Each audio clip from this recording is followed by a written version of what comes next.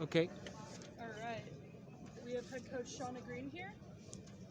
We can go into questions from you already. I guess it's a way to start where Brad ended. Just how's that relationship maybe developed over the 6, 7 months? They've been unbelievable. I've said that from the start. He was great, even in trying to, make a call like I've told people about before during when they were trying to get me to take the job. And Brad called me the day before one of his biggest games. So, and their whole staff and himself have been just unbelievable to us and helping us. And, it's important that our staffs have a good relationship, but with Brad, it's kind of eerie actually how similar minded we are and how we want our teams to play and how we go about everything, on a day-to-day basis. So I've learned a lot from him. I've watched a lot of their practices and he's been just a great sounding board too of how to turn a program. So if we can do half what he did, I'll be happy. Shauna, you talked about getting one to buy in, Yeah. one recruit. Like, how do you try and do that? Like, especially such a new program. It's been literally nonstop every day recruiting, which recruiting is, right? And it's the main thing in our program. So I think we're close on a couple of these 23s. I think we're almost right there. And then again, once you can get the one, then they can start recruiting each other as well because they want to be with great players. Our players have done an unbelievable job of on visits and the relationship piece of recruiting as well because they understand it's not just one or two players. We need a lot of elite players in order to get done what we came here to get done. How important is it to guess be able to sell the vision now as opposed to a year from now? Like, how important is it to capitalize on Yeah. video and newness? I think it's really important, right? Like you have this time right now where we haven't played a game, and I think that just getting our vision out there, getting our past success of the blueprint of how we've been able to win, and get people to buy into that, and then you get a couple people, and everyone recruiting it, they're really good players. So now they say, oh, in their first class, they signed a really good class. Now people believe in it even more. They believe in the vision even more, and they see that other kids are doing it. So this class and in terms of our vision right now and how we're going about our recruiting is absolutely critical to the future. How important will the transfer portal be in building our Yeah. I think the transfer portal is extremely important. It already has been for us. We've been able to get some high-level players to transfer that have experience. And, where we're always going to recruit, we want to recruit high school players, but I also think there's a ton of value in transfers just because of the experience piece. So, we'll see how this class shakes out and how many scholarships we have available, and then we'll definitely hit the portal, in the spring. Do you think it's like easier kind of selling pitch to a transfer that's looking for playing time than maybe maybe a high school student? I just think everyone's different. It's hard to say one or the other. I think every individual is different in what they're looking for. Is there prior relationship? Is there not? There's so many different things that come into play with that. On the Lions, we talked about how 5 returning players kind of did that from the jump. And just what are maybe the challenges to that? I mean, there's a change in coaching staff. It's a lot, maybe all of a sudden. It's obviously a lot. It's a ton, right? We had 5 players from the previous year. We have transfers, and then you have true freshmen. So it's essentially a brand new team. And trying to get them all to have relationships, to understand what we're trying to do, to set the standards, set expectations, develop leadership within the team. I mean, there's a million different pieces to trying to build this.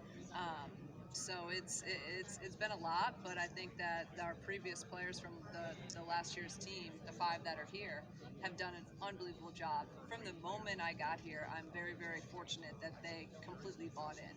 And they didn't, everything. What do we need to do? They worked hard. It was like you could tell they were excited. So they have been, I have said this numerous times, but I give them a ton of credit because for them, they did not come to the University of Illinois to play for Shauna Green. So for them to buy into what we're doing, I just really appreciate them.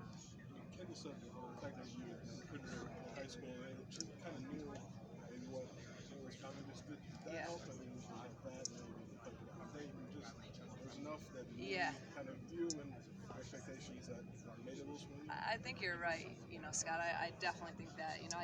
I give KB a hard time because I'm like, well, you told me no, but I'm gonna find you one way or another and coach you. And then even Genesis Bryant, I recruited her, at Dayton when she went to NC State. So then having two of our Dayton guys over here, I think some of that stuff has helped make the transition a little bit smoother. Some of those previous relationships. How do you talk about being process driven, but at the end of the day, you need to win games, right? How do you? What does that look like as you go through this process? As you take steps, moving yourself up the Big Ten ladder? Yeah, I do believe that if we go about our process every day, then some of those W's will start coming. So everyone says they want to win. Everyone says they want to, win a championship. But it's okay. How are you going to go about, business every single day? And how are you going to, win as many moments as you can day by day? So that's truly is. I know it sounds very simplistic, but it's very hard because it's, trying to do things at an elite level every day. And having for us, I just think it starts and ends with our defense and our rebounding. So right now we're trying to really instill that because, a lot of them aren't familiar with the expectation of and the standard of what we have daily for that. I guess you kind of came into the job, and your first practice, you have 5 players. How challenging was that to just start and have to kind of build a team so quickly? It was interesting because that first in those spring workouts, we had five guys that we're doing workouts with. But I also think I look at it from the positive side of it that I got a lot of time with just those 5, and with no one else here, just our returners. They got to know me. I got to spend a lot of time and meet with them individually. And then we got a ton of just one-on-one time on the court and really got to establish the fundamentals, the foundation, the principles, which is what, again, we hang our hat on. So I think it was beneficial for our players. We changed some of their shots. We got their shots a little bit more consistent, and really got to fine tune some of the technique and the detailed part of their game individually instead of worrying about the whole team. I guess kind of with Kendall, I know that she's showed a lot of rebounding ability the past period. Where do you kind of see her and maybe her ability to expand her game this season for you guys? She's an elite rebounder. We know that, but she needs to score more. And, I told her that coming in. I'm like, you're averaging, double figures in rebounds, but she only averaged like 6 points last year. And she should be averaging a double-double. And I tell her that all the time. She will average a double-double. So we're going to put her in positions to have more opportunities with the ball in her hands. And we're going to run stuff for her to have opportunities to score. And then I also think, and I've told her she needs to convert and put up some of those offensive rebounds. She has a tendency to kick out a lot of them, but we need her to be able to, get those and put them back in for easy baskets. So she's gonna be a double-digit, double-double person. She has to be, and she's capable of being it. How does having Makaira come in as like the kind of lead guard too? How does it help your wings like Adalia and others be more successful? Just what Makaira can do with the ball in her hands. Not everyone that plays this game can get a shot off at any time, and I feel like if I put the ball in her hands with a low shot clock, one way or another she's going to get a shot off. Now, I don't know if it's going in or not, but a lot of people can't get it off. So she just has that ability to create her own shot, which a lot of players can't say. So just having her and her experience in our system has been really huge, and I think really made the transition smoother. She understands what we're trying to do. She's grown. She's technically a junior, sophomore with COVID year, but she has 2 years in our system, and she's really taken a step up in terms of the leadership role. And I think that's what I'm most proud of with her is how she's grown as a leader. I guess she kind of talked earlier about kind of being someone who's a wave paver. I guess afterwards, she has a big leadership role here, and then Dayton obviously. How have you seen her, transition to that, and what does that kind of look like for you? Her transition is that. Or how has she kind of transitioned to that leadership role, and what does that kind of look like for you guys now? Yeah, it's a new role for her because last year we had veterans and she was playing with 5th, 6-year seniors, so she kind of just could play and do her thing. Well, now she needs to be our leader, and she's really taken that and ran with it. So I give her, it's not easy for her, and it's a little bit out of her comfort zone to be, at times, but she's done an unbelievable job. She's stepped up and she's very vocal, and then she's been consistent in terms of her work ethic every single day. So, and again, I say it again, the experience in the system. So she's she's made a major strides in a short time in terms of her leadership. Obviously had some experience in Big Ten and Northwestern. What's it like maybe being a Big Ten media day, leading a program, maybe for the Big Ten to do this again, saying, you know, men's and women's together? Yeah, I mean, it's big time that they have the men and the women together. I think that just shows, what Commissioner has done and his belief in women's basketball. I just think it's unbelievable. So, for us coaches, this is kind of part of what we do, right? But for our players to be able to come here and experience this, that's what's awesome. They're having a great time. They get this experience, and that's what it's about. So, but super excited to be in the league. Again, it's one of the major reasons why I decided to come to Illinois, was to be able to compete in a conference like the Big Ten and compete against the best every single night. Yes, I did. I saw him right away and saw his daughter. So, great person, one of my favorite people. Did he mention his records in the Atlantic 10 to you? He talked about that in his presser here today. He's glad that you left Dayton. Oh, yeah. His records are safe. That's true. He did say that. He's told me that a lot of times. So I don't think I would have beat his G-Dub records. He was there a long time. Hey, Coach. I know before you started your coaching career, you were going to go play in Europe, and you got hurt and weren't able to play, but you started coaching. What advice do you have to athletes that are going after, maybe they want to play pro and they get hurt, or just looking to pivot? What do you have advice for athletes and non-athletes? Yeah, I think you just need to be ready and be flexible to pivot whenever, because my mind was set, and that was July, and I had to find a job in a month and a half. So, but I never really worried about what wasn't. I was just worried about the present and what am I going to do right now. So you got to be flexible, and I just always, with anything, stay in the moment, stay present, and okay, can't worry about the past, because the past is the past. So just be present and try to be flexible with that. Shauna, you see Iowa has 8,000, 10,000 fans. Yeah.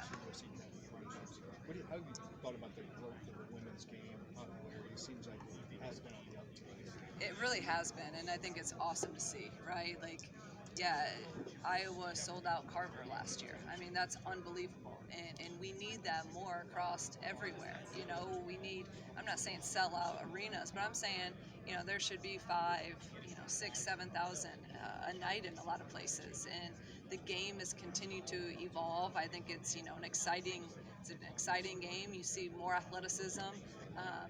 You see great shooters. I mean, the women's game is a pure game of basketball, and I think if people give it a try and watch some games, I think usually they're going to end up enjoying it, and then hopefully they can continue to come back. But it's really cool to see, and hopefully it just continues to evolve. And I think a day like this too, where we get the men and the women together, it's all about exposure. Women need to continue to have exposure. We need to have the TV games. We need to be out there more, because it's also hard to watching and people to like the game when there's not games on TV. So the more exposure we get, I know people will really enjoy it and continue to watch it. Do you think it's more marketing, or is it more the evolution of the actual women's game, like on the court? Or is it both? I think it's both, because I think the game continues to evolve, right? I mean, players are taller, players are more athletic, but I also think it's the marketing. It's more TV time. It's more eyes we can get on our game, the better. And you see that in college, and then also you talk about the WNBA. We need more exposure in those areas, and then people will they'll like it. Can I follow? People to State Farm Center. I mean, is it like a chicken and egg scenario? Like, something has to happen first. More interest, and maybe that's spurs winning spurs interest. How do you view it? I view it as a combination of both, because everyone says, well, if you win, they'll come. Well, yeah, we have to win, and that's my job, right? My job is to put a good product on the floor, and it's a fun product for people to watch. But I also think it takes marketing, it takes promotions, it takes people really wanting to come and have a great experience, and it takes the community saying, yeah, we're going to go give this a try. So I tell the community we need them and to make this happen, because we also can't continue to recruit at an elite level when there's no one in the stands. So it's kind of a combination of both. And when you win, hopefully more will come. But we also need some people to trust it and come out before maybe the finished product is there. I'd like to ask about the venue that you play in to follow up this question, because when you were in kindergarten, REM, a band from the 80s, decided to not play in really big venues until they could fill them. Yeah. So they played a show at the University of Illinois at Follinger Auditorium on the Quad, and they sold it out. At that same time in the 80s, Illini basketball, women's basketball, was at Huff Gym. Teresa Grant sold it out. It's been a conversation topic since then, trying to get people to fill 15,000 seats, because otherwise that building, like this one, 300 people here, it seats 20,000. I know that has not been a discussion topic, but for places like Cameron Indoor Stadium or Gonzaga, they've got these great atmosphere for 8,000 people. No, you're right. You're right. I mean, I think obviously 5,000 still may not be really loud in that arena, and I don't know because I haven't been. I played there one time, and when I was at Northwestern, and I don't remember. Obviously, it wasn't a great atmosphere because I don't remember it. So, but we gotta. That's where we got to do the right things in terms of in-game experience, to get the place loud, to try to get our fans involved. We need to do, really up the marketing to get more students there, and we got to that point at Dayton where we were getting, every night 3,000-4,000 people in an arena that sits 13,000 there, so we would fill that lower bowl, and it's kind of the same thing at State Farm Center. If we can fill that lower bowl, and get the place rocking and get a good environment and do really good in-game promotions where the fans are involved, then I think it'll be a good environment. I mean, if you just have the game going and not great in-game, presentation and halftime and timeouts and all that, then you're going to have a pretty dead crowd and dead environment. So I think it's a combo. But yeah, it's a tough when you got a huge arena like that. I know we're not going to fill it, and I'm fine with that. I'm not asking 6,000 a night, 16,000 a night. I'm asking, can we get to 3, 4, 5,000 a night? Coach, as far as on the court stuff, you took Dayton's defensive rating from 139th in the country to 60th. Then you never had a team below 60th in the entire time. Last year they were 16th. The Illini have struggled on the defensive end recently. What is your plan to change the defensive strategy? You get what you emphasize and you get what you work on, and it's been something that we've hung our hat on for the past 6 years. So we don't do anything, it's not this crazy pressure defense, but we just want to really force tough contested shots, and I think you see that in our defensive field goal percentage for what we really look at, in defensive rebounding for the past 6 years, where we've been really top 25 in both of those individual categories. So trying to right now instill what it means and what it looks like, and then what it looks like every single day in every single possession, because it is a mindset, and you have to take a lot of pride in it, and that's something that we have done, in our past teams. Our defense travels, so there'd be nights we would win a game 48-44, but guess what? We're still winning. So your offense can come and go, but your defense has to be your staple, and that's really, again, just through our system of team defense, 5 people guarding the ball, and we're just never. It's all positioning for us. We don't ever want to get out of position and try to really, we don't want rotations. So trying to just keep our guy in front. Very simple. Very hard to do, but very effective. Thanks, Shauna. Okay. Thank you, guys. Appreciate it.